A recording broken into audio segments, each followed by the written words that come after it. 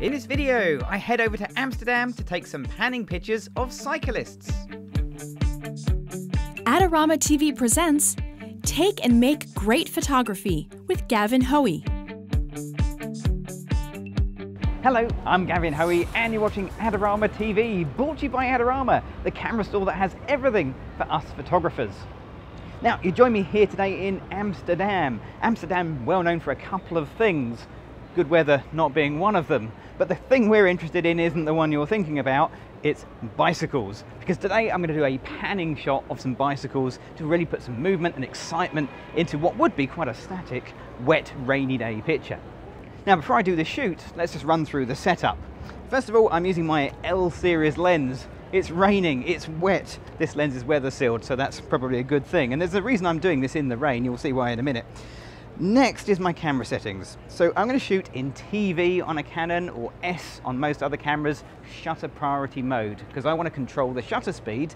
With panning, that's what really makes the shot work, because you're going to be moving the camera and tracking a moving subject. As far as focusing goes, I don't want to be on manual focus or autofocus. I want my camera to continuously refocus. So I'm going to go for AI servo or continuous autofocus. Also, my drive, I don't want one shot. I'm going to take lots of pictures. I'm not going to get it right the first time. It's going to take me a few shots. So I'll be in high-speed shooting or continuous shooting mode. Right, that's the camera set. Let's go find some moving subjects. Come with me. So to photograph my cyclists, I've just moved to a little bit closer to the road where the cyclists are usually plenty. Of course, just as I stand here, there are none, but they will be coming, don't worry. So shutter speed is the vital ingredient inside of shooting a panning shot. And it's not a question of a certain shutter speed. It's a matter of choosing the right shutter speed for the lighting conditions, for the speed of your subject, for the zoom that you're using. So what I can't tell you is one setting that will work for everything. So what I'm going to do is I'm going to start at the 60th of a second, and then I'm going to go slowly down. I'm probably going to go straight from a 60th to a 30th. All we need is a few bikes. So let's start with the 60th of a second, shutter priority mode, find a cyclist. Here we go. And you want to try and keep your movement nice and fluid as the cyclists go by. I can see another one coming, they're coming. Here we go.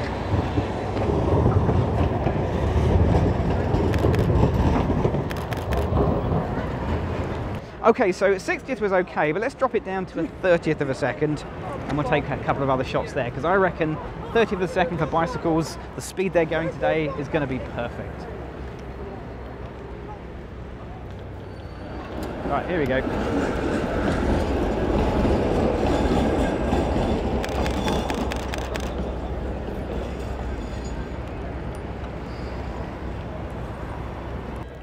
Here we go.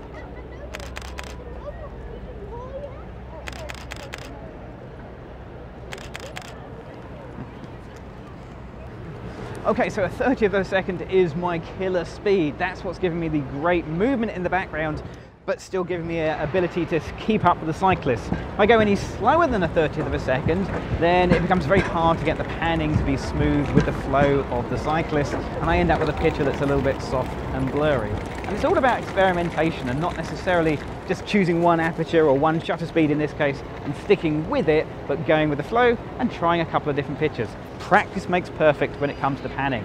So let's grab a few more pictures and see what else I can get.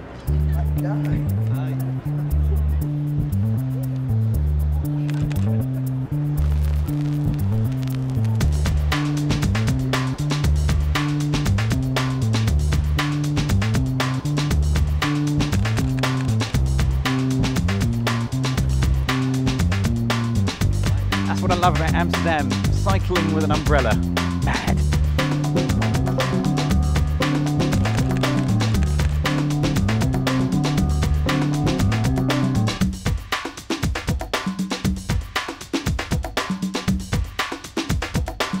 So there we go, we got some great pictures of cyclists in the rain here in Amsterdam. All I need to do now is to get back in the dry, back in my studio, and let's see what we can do with the pictures. And we're going to do that right now. It really didn't matter what the weather was doing in Amsterdam, there was always something to see and some great photographs to be had. And the panning shots of the bicycles, well, if you've been to Amsterdam, you know there are bicycles everywhere there, so it was an obvious choice to do. Some of the pictures were great, others were less so, and that's all par for the course when you're doing panning. Not every picture is going to be a winner, but I did get some good ones. Let's have a look. So this shot really sums up everything I think panning in Amsterdam and bicycles. I love this shot. We've got this girl cycling through a busy street, holding an umbrella, wearing earphones. It's perfect. So I'm happy with the shot, but the colours in the picture I think need a bit of work. So there's these really bright signs in the background that are a little bit distracting, the yellow and the blue one here, and a few bits of red that I'd like to reduce the colour. And there's a couple of ways I'm going to do it. Let's start with the most simple way. I'm going to jump over to the HSL/Grayscale tab, and here I'll be working on the saturation option, and I can change the saturation or the intensity of colours in my picture. So for example, I can target the blues and I can just sort of bring the blues down, or I can make the blues stronger by moving the slider side to side. And I'm looking at this sign here. Now as I move it around, it definitely takes away the blue, but if you look around the picture, you'll see all of the blues in the picture are changing as well. So this is a global adjustment. Everything changes. And although I don't mind it in this case, you do have to watch these global adjustments. I reckon I can lose a little bit of blue on the tram and not lose any impact in the picture. There's a bit of green here, so I think I can probably lose the greens in the same way, just bring it down. I don't think there's much else that's green in this image. And the way to tell is just to throw it from side to side and see what changes. But if I change the yellows for that sign at the top, yeah, I lose the yellows, but I also lose some of the warmth in the image.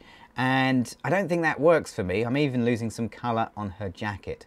Same with the reds. If I do the reds, I lose the colour in the scarf, and that's not good.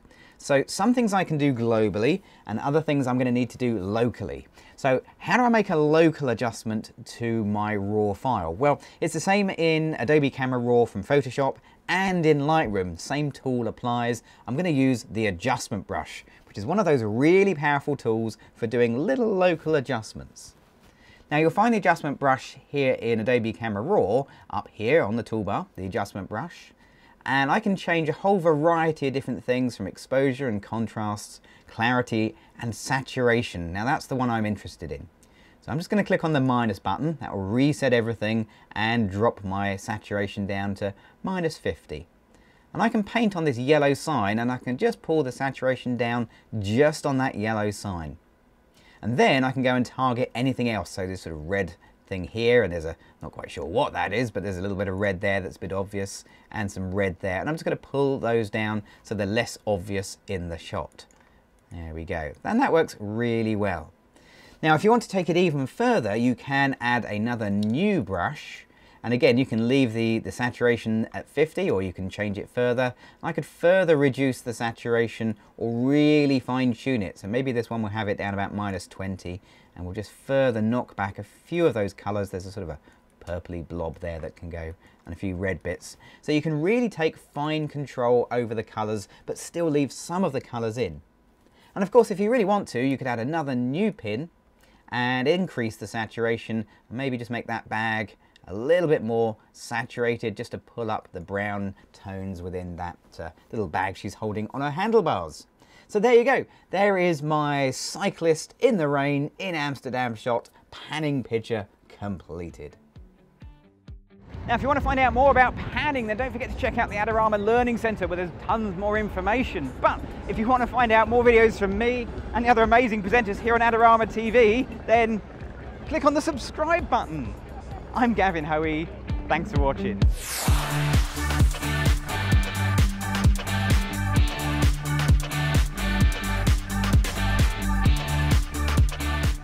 Do you want great looking prints at low cost? Be sure to visit our easy to use online printing service. Adorama Pix has professionals who treat your images with the utmost care that you can count on.